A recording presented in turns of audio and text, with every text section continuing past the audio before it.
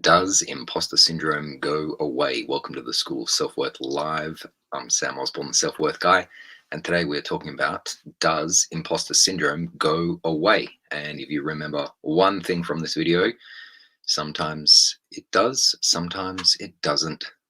That's just the truth about imposter syndrome. And I'm going to talk about 3 ways to help make imposter syndrome go away. Number one, I'm going to talk about desensitizing yourself to it. I'm going to talk about sharing your experience with others. And I'm also going to talk about appreciating imposter syndrome. So let's go through those 3 things. Firstly, a little bit of a story about my own experience and how these videos are just based on my experience of it. And imposter syndrome for me, it went away for about, let's say, a decade. And then it came back only just this year when I started doing these videos, and I saw all of these doctors with PhD at the end of their name, on Amazon, on books, on their own YouTube channels. And I thought, who am I to talk about imposter syndrome? I don't have a PhD in psychology or whatever it is. I'm not a neuroscientist. I don't understand these things. I'm a school teacher. And so, yeah, imposter syndrome for me came back. And I was like, I had this feeling of not being good enough and that I was faking it, and almost as if I wasn't allowed to make these videos about imposter syndrome because of something that was going on inside my head saying I was not as good as other people. Okay. So that's the little background story for about me. Maybe you can relate to that.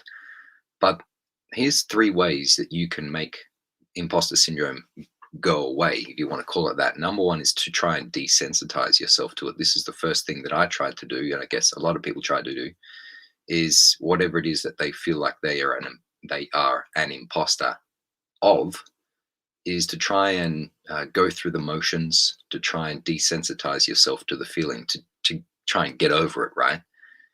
And I tried that with public speaking, which is pretty scary. And I found that turning up to a public speaking club week after week for about 2 years and entering speaking competitions didn't really do a whole lot for getting rid of the fear of public speaking and feeling like I was a bit of an imposter and that I didn't really know what I was talking about and that people were going to find out. So desensitizing yourself to imposter syndrome kind of works, but it's not the best way, but it will help a little bit.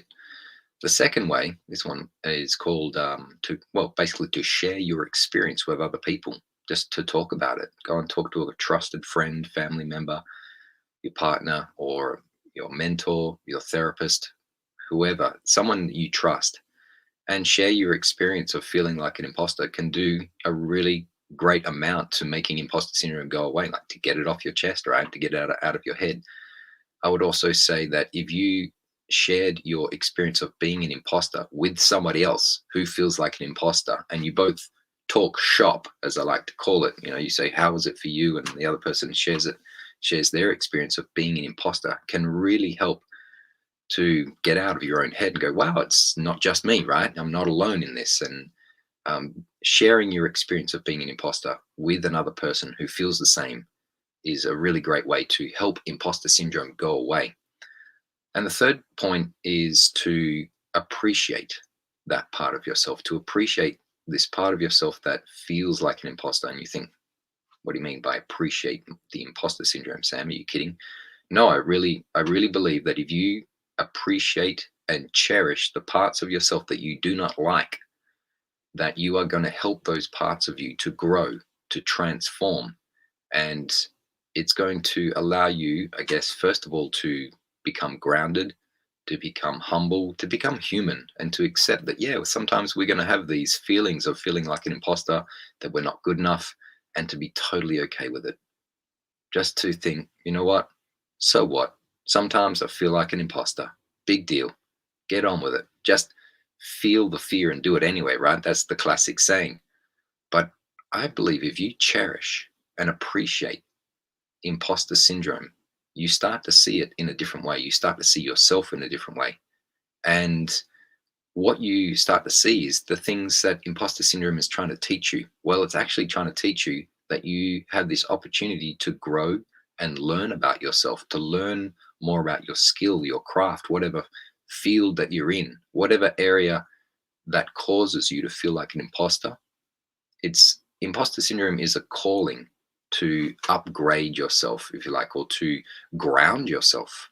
So you're both improving yourself, like going up, but you're also bringing yourself down to the ground and humbling yourself and saying, you know what, I've got parts of me that are good, and I've got parts of me that are, not so good. The parts of me that make mistakes or get it wrong or feel like I'm not good enough. It's okay to feel those, to accept that you have those parts of you, to cherish them, because I think they ground you, they make you feel humble, make you more relatable to other people, because lots of people go through this. So don't try to get rid of imposter syndrome. Cherish it, allow it to transform through that appreciating something, appreciating imposter syndrome. So let's summarize. Does imposter syndrome go away? Yes, no, kind of, sometimes. That's what I'm saying. And there's three ways you can make it go away. You can try to desensitize yourself to it. You can try to share your experience with other people. And you can also try to cherish and appreciate imposter syndrome. And if you've loved this video, I've got a free gift for you. It's called Crush Imposter Syndrome Forever, the starter kit for bulletproof confidence. And you can get the links above on Facebook and LinkedIn and below on YouTube. Or if you're listening on my podcast, it's in the bio. And I invite you to join the School of Self-Worth Facebook group. Come and say hi, request a video, pose your questions. I'd love to hear from you. And if you remember one thing from this video, it's imposter syndrome sometimes goes away, sometimes comes back, but it doesn't matter.